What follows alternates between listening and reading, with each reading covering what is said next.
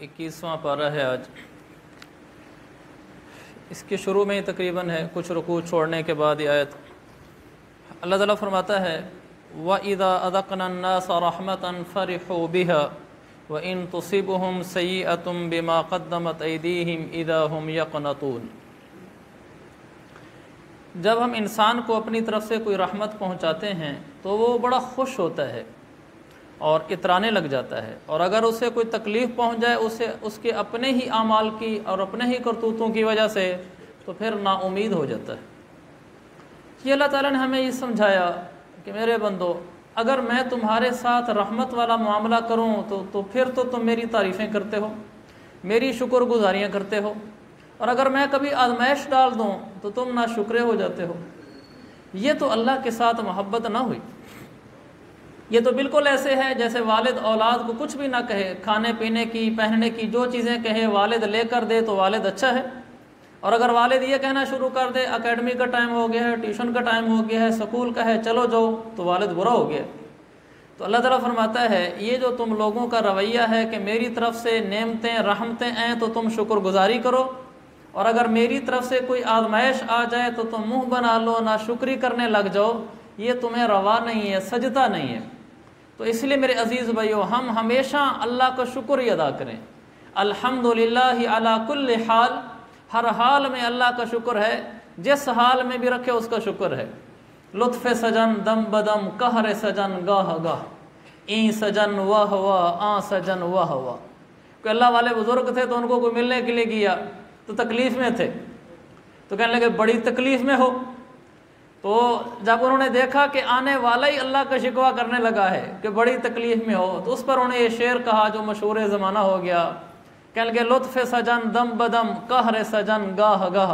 فارسی کا شعر ہے کہ اللہ کی مہربانیاں، محبوب کی مہربانیاں تو ہر لمحے ہیں، قہر سجن گاہ گاہ، آزمائش کبھی کبھی آتی ہے. آں سجن واہ واہ، ای سجن واہ واہ. اس طرح محبوب رکھے تو بھی واہ واہ، اگر محبوب یعنی اللہ اس طرح رکھے تو بھی واہ واہ. اس کو کہتے ہیں الحمدللہ علی کل حال، ہر حال میں اللہ کا شکر ادا کرنا. شکر سے انسان بہت آگے چلا جاتا ہے، ناشکری سے انسان بہت پیچھے چلا جاتا ہے. شکر کرنے سے نعمت میں اضافہ ہوتا ہے. اللہ کا وعدہ ہے لئن شکرتم لازیدنکم. لوگو تم شکر کرو، مجھ رب کو میری ذات کی قسم کہ میں تمہاری اس نعمت میں اضافہ کر دوں گا. وَلَئِن كَفَرْتُمْ إِنَّ عَذَابِي لَشَدِيدٌ. اور اگر تم ناشکری کرو تو پھر سنو میری پکڑ بڑی سخت ہے. اللہ کی ناشکری کرنے سے رب کا کیا نقصان ہونا ہے، اور اس کی شکر گزاری کرنے سے رب کا کیا فائدہ ہونا ہے. شکر گزاری سے ہمیں فائدہ ہوگا، ناشکری سے ہمیں نقصان ہوگا. اس لیے ہمیشہ اس رب کا شکر ہی رہنا چاہیے. آگے فرمایا اولم یروا ان اللہ یبسط الرزق لمن یشاء ویقدر ان فی ذلک لآیات لقوم یؤمنون فآت ذا القربى حقہ والمسکین وابن السبیل. اللہ نے فرمایا کہ دیکھو روزی اللہ کم یا زیادہ کرتا ہے، اور اس آیت کے فوراً بعد کہا حق والوں کو ان کا حق دے دیا کرو. کیسے عجیب جوڑ ہے کہ روزی کم و بیش اللہ کرتا ہے. آگے فرمایا رشتہ داروں کو، غریبوں کو، حق والوں کو ان کا حق دیا کرو. کیا سمجھایا کہ کسی حق والے کو حق دینے سے اوپر والا روزی کم نہیں کرتا، کسی حق والے کا حق روک لینے سے اوپر والا روزی بڑھا نہیں دیتا. اس لیے کہا ان اللہ یبسط الرزق لمن یشاء ویقدر. فرمایا روزی گھٹاتا اور بڑھاتا میں ہوں، حق والوں کو حق دیا کرو. ہمارے یہاں کیا ہوتا ہے، بہنوں کو حصہ نہیں دیا، کس لیے؟ تاکہ روزی بڑھ جائے. کیسی نادانی ہے کہ بہنوں کا حصہ روک لینے سے رب کی تقدیر ہم نے اپنے کنٹرول میں کر لی ہے کہ اب میں اپنا رزق بڑھوا لوں گا. بہنوں کو ان کا حصہ دے دینے سے کیا اللہ کی تقدیر کو میں نے پیچھے کر دیا کہ اب میری روزی گھٹ جائے گی؟ اللہ نے فرمایا اس دھوکے میں نہ پڑو، روزی کم یا زیادہ میں کرتا ہوں، حق والے کو حق دے دیا کرو. یعنی اس کو دے دینے سے تمہاری روزیاں کم نہیں ہوتی، اس سے روزی میں برکت آتی ہے. کتنا ہمارا پنجاب کا معاشرہ ایسا ہے، باقی صوبوں سے تو ہم زیادہ واقف نہیں، جو بہنوں کو اور والدین بعد زندگی میں بیٹیوں کو اپنا ان کا حق نہیں دیتے، اور بھائی ان کی جائیدادیں کھا جاتے ہیں. ہمارے ہاں انگوٹھے لگوا لیتے ہیں والد کی وفات کے بعد کاغذات پر تاکہ عدالتی کارروائی بھی نہ کر سکیں. ایسے لوگ کبھی خوشحال نہیں ہو سکتے، ایسے لوگ کبھی خوشحال نہیں ہوتے۔ وَمَنْ أَعْرَضَ عَنْ ذِكْرِي فَإِنَّ لَهُ مَعِيشَةً ضَنْكَ۔ اللہ فرماتا ہے اگر میرے دین سے منہ موڑو گے تو پھر میں بھی رب ہو کر کہتا ہوں کہ تمہارا جینا تنگ کر دوں گا۔ یہ نہیں کہا کہ تمہاری روزی تنگ کر دوں گا، روزی تو مقدر کی دوں گا، تمہارا جینا تنگ کر دوں گا، سکون کی زندگی نہیں جینے دوں گا اگر تم نے میرے دین سے منہ موڑا۔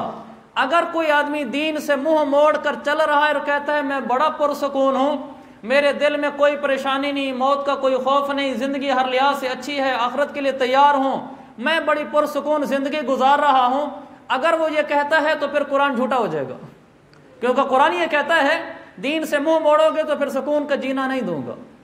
اس کا پتہ چلا کہ جو دین سے منہ موڑ کے چلتے ہیں ان کو بھی سکون نصیب نہیں ہوتا۔ اس لیے میرے عزیز بھائیوں، بہنوں کا حصہ جھکتا تول کر ان کو دینا، اللہ تمہیں روزیوں میں برکتیں عطا فرمائے گا۔ بہن کہے بھی صحیح، نہیں بھائی نہیں میں نہیں لیتی، بس ہو گیا، یاد رکھو یہ مسئلہ ہے۔ اس طرح بہن کے کہہ دینے سے جائیداد اس کی ختم نہیں ہوتی، اس کا حق برقرار رہتا ہے جب تک اس کا حق اس کے حوالے نہ کر دیا جائے۔ اگر وہ اپنا حق وصول کرنے کے بعد، قبضہ کر لینے کے بعد دوبارہ واپس کرنا چاہے تو کر سکتی ہے، اس سے پہلے محض اس کے زبانی کہہ دینے سے کہ میں جائیداد میں اپنا حصہ نہیں لیتی، میں نے چھوڑ دیا ہے، اس سے حصہ معاف نہیں ہوتا۔ بلکہ بہن تو کمزور ہوتی ہے، اس کو تو ضرور دینا چاہیے، اس سے نہیں جائیدادیں کم ہوتی نہ روزیاں کم ہوتی ہیں۔ آگے فرمایا وَمَا آتَيْتُم مِّن رِّبًا لِيَرْبُوَ فِي أَمْوَالِ النَّاسِ فَلَا يَرْبُو عِندَ اللَّهِ۔ لوگوں سود سے مال نہیں بڑھتا، لوگوں سود سے مال نہیں بڑھتا۔ عقل کیا کہتی ہے؟ سود سے بڑھتا ہے۔ اللہ کیا کہتا ہے؟ سود سے نہیں بڑھتا۔ زکوٰۃ سے مال گھٹتا ہے نا، اللہ کیا فرما رہا ہے؟ اس کیا گئی وَمَا آتَيْتُم مِّن زَكَاةٍ تُرِيدُونَ وَجْهَ اللَّهِ فَأُولَٰئِكَ هُمُ الْمُضْعِفُونَ۔ جو زکوٰۃ دیتے ہیں ان کا مال بڑھتا ہے، اور پیچھے کہا جو سود کا کام کرتے ہیں لا یربو عند اللہ، ان کا مال نہیں بڑھتا۔ عقل کے بالکل خلاف ہے۔ یہ لمبی بات ہو جائے گی، میں مختصراً عرض کرتا ہوں۔ یہ دیکھیں، مثال سے آپ کو بتاتا ہوں۔ سود سے یہ 1 لاکھ روپیہ پڑا ایک آدمی کے پاس، اس کی آمدنی ہے، اس نے اس میں سے زکوٰۃ 2500 نکال دی، تو اس لاکھ والے کا 97.5 رہ گیا۔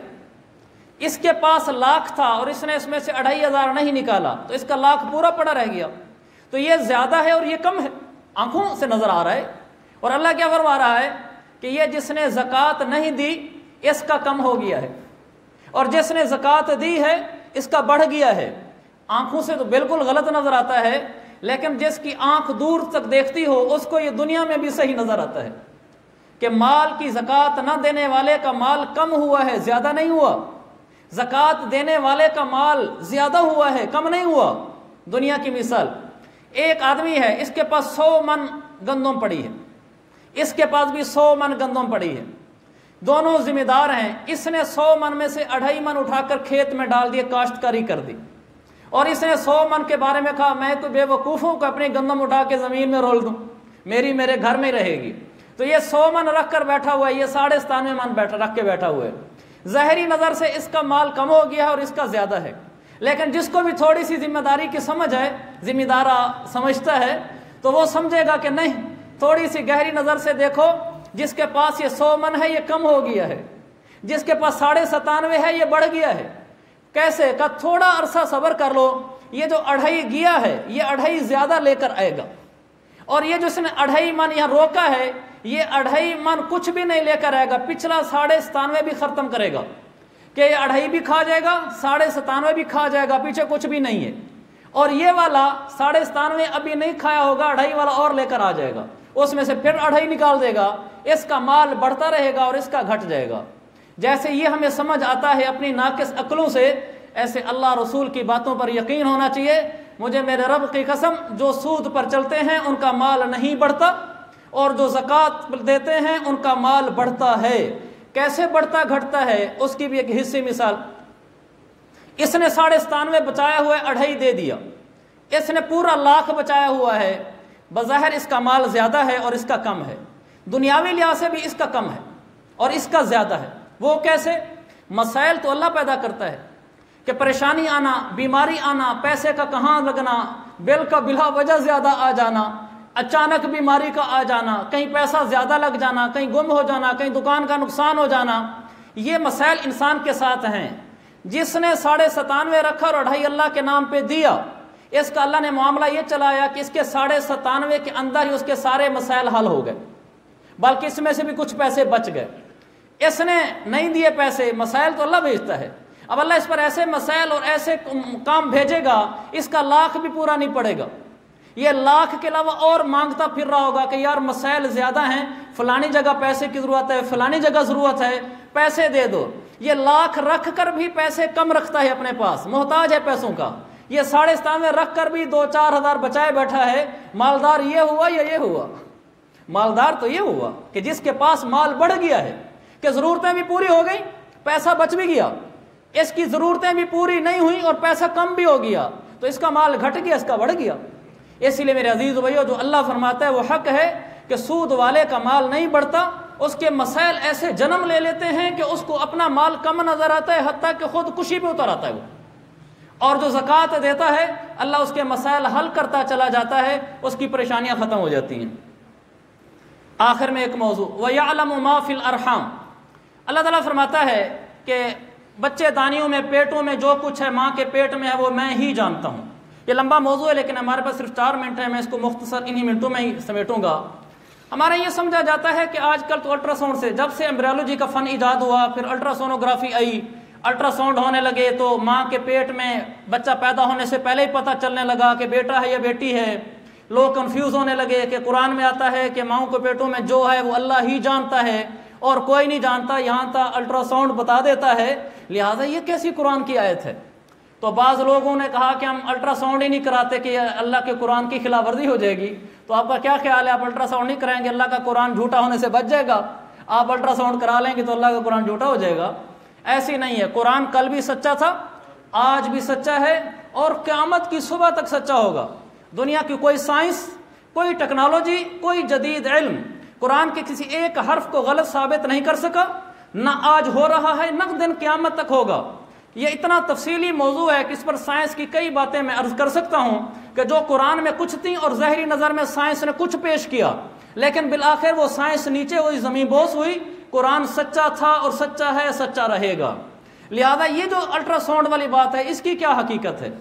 اس آیت کا الٹرا ساؤنڈ کے ساتھ تعلق ہی کوئی نہیں ہے، بالکل۔ بچہ پیدا ہونے سے پہلے الٹرا ساؤنڈ کرا کے بیٹا بیٹی معلوم کرنے سے آیت ٹوٹتی ہی نہیں ہے، بلکہ آیت کا تو موضوع ہی کچھ اور ہے۔ آیت یہ کہتی ہے کہ ماؤں کے پیٹوں میں جو ہے وہ اللہ جانتا ہے۔ یہ لفظ جو نے کنفیوژن پیدا کی ہے۔ ہماری اردو میں جو انسان کے لیے بھی، یعنی جاندار کے لیے بھی اور بے جان کے لیے بھی بولا جاتا ہے، لیکن عربی میں ایسا نہیں ہے۔ عربی میں جاندار کے لیے جو ہو تو لفظ من ہوتا ہے، بے جان کے لیے جو ہو تو لفظ ما ہوتا ہے، بالکل ایسے جیسے انگریزی میں ہو اور وچ ہوتا ہے۔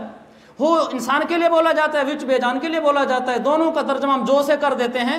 ایسے ہی عربی میں بھی جاندار ہو تو اس کے لیے جو بولنا ہو تو من بولیں گے، بے جان ہو لفظ جو بولنا ہو تو ما بولیں گے۔ اردو میں الگ الگ الفاظ نے، میں اس کی مثال دیتا ہوں۔ میں اگر کسی کو کہتا ہوں کہ کمرے میں جو ہے بلاؤ، تو اس سے مراد انسان ہوگا۔